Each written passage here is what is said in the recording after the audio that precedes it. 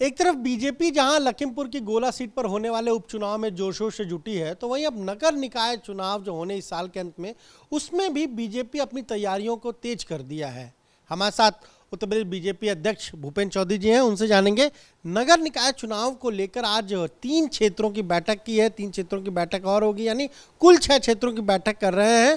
क्या कुछ रणनीति रहेगी, इस पर बात करेंगे। भूपेंद्र जी, एक तरफ तो लखीमपुर का उपचुनाव है, आप अगस्त में प्रदेश अध्यक्ष बने, उसके बाद पहला कोई चुनाव अगर होने जा रहा है तो ये है आपके लिए और महामंत्री संगठन। क्या इसको एक परीक्षा, एक एग्जाम मानते हैं? नहीं, निश्चित रूप से राजनीतिक क्षेत्र में बेहतर करना ही हम सबके लिए चुनौती होती है। तो और भारतीय जनता पार्टी के इतना बड़ा हमारा संगठन है और हमारे कार्यकर्ताओं ने उस चुनौती को स्वीकार करके हम लोग आगे बढ़ रहे हैं। जहाँ तक गोला का चुनाव है, अरविंद गिरी जी भारतीय जनता पार्टी के सीनियर नेता थे, हमारे विधायक रहे, और उनके असमय निधन के कारण सीट रिक्त हुई है। और भारतीय जनता पार्टी ने अमन गिरी के रूप में एक युवा प्रत्याशी को उतारा है। और मुझे विश्वास है कि जो हमारी सरकारों ने काम किए हैं, विकास के काम, और उत्तर प्रदेश की सरकार ने पिछले लगभग 5.5 वर्षों में जो विषय हम लोगों ने जनता के बीच में रख के हमने जनता के विकास के लिए काम किए हैं, तो मुझे निश्चित रूप से विश्वास है कि गोला की जनता का आशीर्वाद और इसने हमें मिलेगा और भारतीय जनता पार्टी बड़े बहुमत के साथ चुनाव जीतकर विधानसभा में पहुंचेंगे अमनगिरी। क्योंकि ये बहुत महत्वपूर्ण चुनाव हो गया है आपके लिए भी। पूरे अगर हम सरकार के 6 महीने भी हो गए, उसको उस दृष्टि से भी देखें, इसीलिए सब लोगों को वहाँ पर लगा दिया, सरकार के मंत्री, आप खुद बार बार जा रहे हैं वहाँ। नहीं, निश्चित रूप से चुनाव है तो चुनाव को मैंने जैसे कहा नहीं कि हम लोगों के लिए बेहतर करने की चुनौती हमेशा रहती है और भारतीय जनता पार्टी चुनावों को गंभीरता के साथ लेती है और हम अपने रिपोर्ट कार्ड के साथ जनता के बीच में हैं। जो काम हमने किए हैं उस कामों के आधार पर हम जनता के बीच में, और भारतीय जनता पार्टी के कार्यकर्ता के नाते सब लोग चुनाव में लगते हैं। अब कार्यकर्ता हमारे संगठन के पदाधिकारी भी हैं, सरकार के मंत्री भी हैं, तो हम लोग संकल्पित हैं और संकल्प को हम लोग आगे बढ़ा रहे हैं और पूरी मेहनत के साथ और पूरी तैयारी के साथ हम लोग चुनाव लड़ रहे हैं। परीक्षा में पास होंगे अच्छे नंबरों से? नहीं, मुझे निश्चित रूप से लगता है कि हमें जनता का आशीर्वाद, गोला की महान जनता का आशीर्वाद मिलेगा, पहले भी मिलता रहा। निकाय चुनाव भी होने इस साल के अंत में होंगे, उसको लेकर भी बीजेपी ने, आज आपने एक बड़ी बैठक की, 3 क्षेत्रों की बैठक की, फिर 3 क्षेत्रों की बैठक और करने जा रहे हैं। इसको लेकर क्या रणनीति रहेगी? क्योंकि आपने तो 17 जो नगर निगम है वहाँ पर चुनाव का अगर हम कहें तो प्रभारी नियुक्त कर दिए। नहीं, हम लोगों ने पिछले माह हम लोगों ने पूरी तैयारी करके अपने संगठन का एक स्ट्रक्चर बनाकर और हमने जो हमारे कार्यकर्ताओं को जिन्हें काम दिया है हमने प्रभारी संयोजक के नाते, उन सब की एक बार बैठक हम लोगों ने लखनऊ में कर ली है। और पहली बैठक में नगर निगम और नगर पालिका के लोग उपस्थित रहे थे। उसके अलावा जो नगर पंचायतें हैं उनकी हम लोगों ने क्षेत्रीय स्तर पर बैठ के करके, और जो काम चुनाव से पहले और चुनाव के समय हम लोग करने हैं, हम उसकी पूरी तैयारी के साथ हम लोग काम करें। क्योंकि हमारे बड़ा संगठन है, हमारा बड़ी संख्या हमारे कार्यकर्ताओं की है और हम अपने कार्यकर्ताओं को काम बाँटकर, हमेशा बीजेपी अपने कार्यकर्ताओं के काम बाँटकर नीचे से लेकर पन्ना प्रमुख से लेकर चुनाव की पूरी संचालन समिति तक और सभी लोग लगकर हम लोग चुनाव को जीतने का काम करेंगे। और मुझे विश्वास है प्रदेश की जनता, जो उत्तर प्रदेश की सरकार ने, केंद्र सरकार ने काम किए हैं, उन कामों को निश्चित रूप से स्वीकार करके आगे बढ़ेगी और हमने जो काम किए हैं उस रिपोर्ट कार्ड के बीच में लेकर हम जनता के बीच में जाएंगे। एक सवाल यह है कि 17 में जब चुनाव हुए, 16 नगर निगम थे, 14 बीजेपी जीती। तमाम नगर निगमों में क्या जो मेयर हैं आपके, उनको बदलेगी पार्टी? परफॉर्मेंस के आधार पर टिकट देगी, मेयर का टिकट देगी? निश्चित रूप से परफॉर्मेंस के आधार पर तो निर्णय हम लोग करते ही हैं, लेकिन जहाँ तक ये कि अभी आरक्षण का भी विषय है, आरक्षण में समय लगेगा अभी, तो आरक्षण तय होने के बाद ही अभी वार्डों का या नगर पालिका, नगर निगमों का या नगर पंचायतों का, जैसा भी वार्डों का आरक्षण, उसका आरक्षण का क्रम होगा, हम सभापति, मेयर भी और चेयरमैन भी और सभासद भी उसी आधार पर। और भाजपा की हमेशा रणनीति रहती है कि अपने कार्यकर्ता को आगे बढ़ाना और कार्यकर्ता के साथ साथ हमें सीट जीतनी है। तो हमें दोनों विषयों को ध्यान में रखना है। अपनी पार्टी के कार्य के विस्तार की दृष्टि से जिन लोग कार्यकर्ताओं ने बहुत योगदान हमारा रहा है पार्टी को यहाँ तक लाने में, उन्हें भी सम्मान से आगे बढ़ना है और निश्चित रूप से जीतना भी है। दोनों संकल्प के साथ हम लोग आगे बढ़ेंगे। तो जिनकी वजह से अगर हम कहें इमेज कुछ खराब हुई, ऐसे लोगों को टिकट दोबारा देंगे?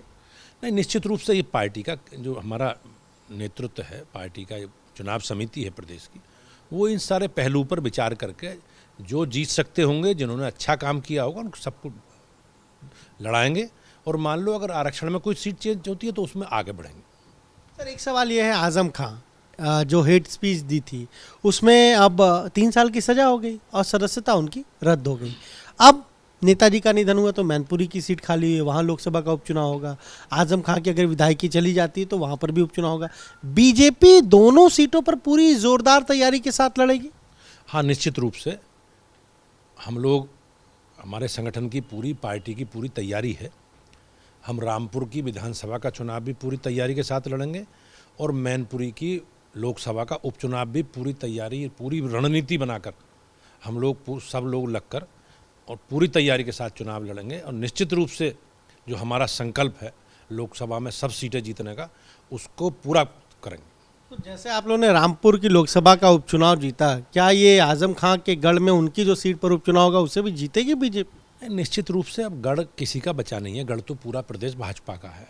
अब आप देखेंगे पिछले 4 चुनावों से भारतीय जनता पार्टी लगातार बड़े बहुमत से चुनाव जीत रही है और Samajwadi party, Bahujan Samaj party, Congress party, सारी पार्टी चुनाव हार रही है। जहाँ तक आजम खां का विषय है, उन्होंने जैसा बोया वैसा काटा है। पुरानी सरकारें कानून का ठीक से पालन नहीं करा पाई। उन्होंने जिस प्रकार से पूरे प्रदेश में, रामपुर में अराजकता और लोगों से के साथ व्यवहार और लोगों को लज्जित करना, संवैधानिक संस्थाओं के खिलाफ बोलना, लोगों के बारे में अमर्यादित टिप्पणी करना, ये उनके स्वभाव में था। कोई कार्रवाई कर नहीं पाया, लेकिन उत्तर प्रदेश की सरकार ने माननीय योगी जी के नेतृत्व में हम लोग संकल्पित हैं और संविधान की शपथ लेकर हम लोग, हमारी पार्टी सरकार में आई है। और उसी आधार पर जो जो उन्होंने काम किए, जो जो उनके विषय रहे, उसमें निश्चित रूप से कोर्ट ने जो आदेश किया है, मैं निश्चित रूप से कह सकता हूं कि अभी तो ये प्रारंभ है, उनका बहुत लंबा चीज़ें जाने वाली हैं, बहुत केस हैं उनके ऊपर। तो निश्चित रूप से न्यायपालिका में सबको विश्वास है और न्यायपालिका ने जो आदेश किया उस आदेश का अक्षर से पालन करते हुए अगर सीट रिक्त होती है तो पूरी तैयारी के साथ चुनाव में जाएंगे और निश्चित रूप से भाजपा जीतेगी, चाहे मैनपुरी की सीट हो या रामपुर की विधानसभा की सीट हो। अब गढ़ किसी का नहीं है जी। गढ़ रामपुर में आपने लोकसभा में देखा, बीजेपी को 50% से ज़्यादा वोट मिले रामपुर में। आप अगर इस पर दृष्टि से विचार करोगे तो 50% से ज़्यादा वोट मिले और भारतीय जनता पार्टी को अब सब जाति वर्गों का, क्षेत्र का, पश्चिम से लेकर पूरब तक और पूरब से लेकर पश्चिम तक सब जगह भाजपा ही भाजपा है और निश्चित रूप से रामपुर भी जीतेंगे और मैनपुरी भी जीतेंगे। एक सवाल ये है कि अभी जब नेताजी का निधन हुआ तो एक चर्चा शुरू हुई कि समाजवादी परिवार एक साथ आएगा, सुलह हो जाएगी, पर समाजवादी पार्टी ने जो अपनी स्टार प्रचारकों की लिस्ट जारी की उसमें शिवपाल यादव का नाम नहीं है। अब जो उनके संस्थापक सदस्य हैं या पार्टी को चलाने वाले लोग रहे हैं, समाजवादी पार्टी में कहीं ना कहीं वर्चस्व की लड़ाई में वो लोग पिछड़ते रहे हैं। आप पुराने लोगों के बारे में विचार करोगे तो उसमें ये चीज़ें परिलक्षित होती हैं। शिवपाल जी का जहाँ तक विषय है, शिवपाल जी तो प्रारंभ से ही 2012 के बाद उनकी भूमिका लगभग समाप्ति की तरफ है और उन्हें अपने बारे में ज़रूर विचार करना चाहिए। समाजवादी पार्टी का जहाँ तक विषय है, समाजवादी पार्टी में अखिलेश जी ना अपने परिवार को संभाल पा रहे हैं, ना अपने घर को संभाल पा रहे हैं, ना अपने गठबंधन को संभाल पा रहे हैं। वो एकदम, अब मुझे ऐसा लगता है कि वो इन सब चीज़ों में विफल रहे हैं और निश्चित रूप से जो पार्टी है उनकी, उन्हें पार्टी को संभालने के लिए काम करना चाहिए। क्या बीजेपी के दरवाजे शिवपाल यादव के लिए खुले हैं? नहीं, इस तरह का अभी कोई विषय या प्रस्ताव नहीं है, लेकिन लोकतंत्र में, चुनावी राजनीति में हमारे लिए कोई भी अलग हमसे छूटा नहीं है। हमने ऑनलाइन मेंबरशिप की है भारतीय जनता पार्टी ने, हमने किसी को सदस्य बनने को रोका तो है नहीं, लेकिन हमारी पार्टी का नेतृत्व, केंद्रीय नेतृत्व इन सब विषयों पर तय करेगा और निश्चित रूप से हम एक समाज में जिम्मेवार राजनीतिक दल के नाते जो जो सामाजिक उपयोग होगा समाज के लिए, पार्टी के लिए, हम उस पर काम करेंगे। एक आखिरी सवाल, मायावती ने कल ट्वीट किया, कहा कि दलित प्रधानमंत्री नहीं हुआ देश में अब तक। अब मायावती जी का जहाँ तक विषय है, आपने देखा होगा इसी राज्य ने उन्हें 3-3, 4-4 बार मुख्यमंत्री बनाया, हम लोगों की भी उसमें भूमिका थी।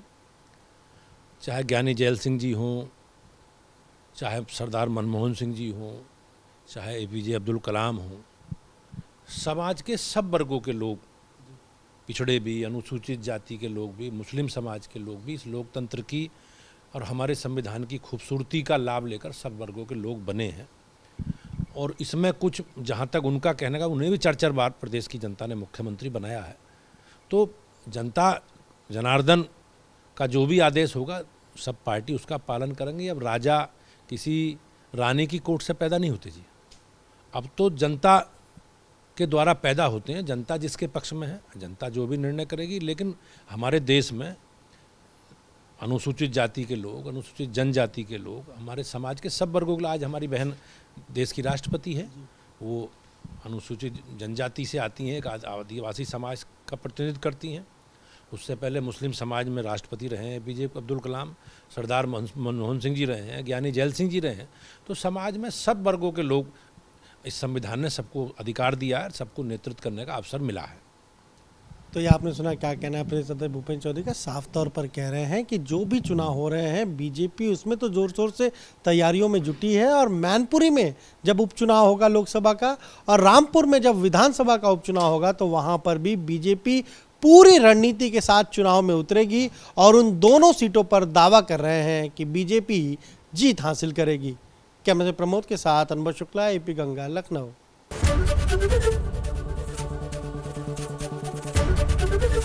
ABP गंगा, खबर आपकी, जुबान आपकी।